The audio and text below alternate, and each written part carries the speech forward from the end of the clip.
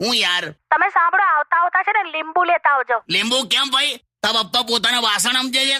શરીર પર ઘસીને હું ચીકાશ કાઢવી છે? શું વાસણ? તો શરબત બનાવીશ એમના માટે. એ તો છાશ પીવડાવે છે બધાને, એ પણ આપણે માંગીએ તો.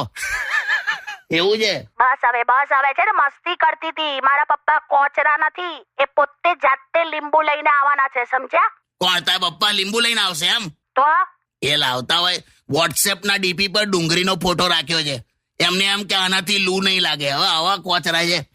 શું વાત કરો? હાલા ના ના ના, હું ના. આ તો પછી એવું હોય ને તો એક કામ કરો, ચલો આપણે એમની ત્યાં જઈએ. ચલો. ના ના, ભલે આવતા, મને ત્યાં તો બિલકુલ ફાવતું નહીં. હં? કેમ આવું કહો છો? પપ્પા તો ઓલવેઝ તમને કહે છે કે જમાઈરાજ જરાય શરમાતા નહીં, તમારું જ ઘર સમજજો. હા, તમારું જ ઘર સમજજો કહીને પછી એ મને હાથમાં સાવેણી પકડાઈ દે છે કે આ બાજુથી વાળી નાખો કે જમાઈરાજ. હવે આટલું બધું પોતાનું ઘર સમજવાનું મારે?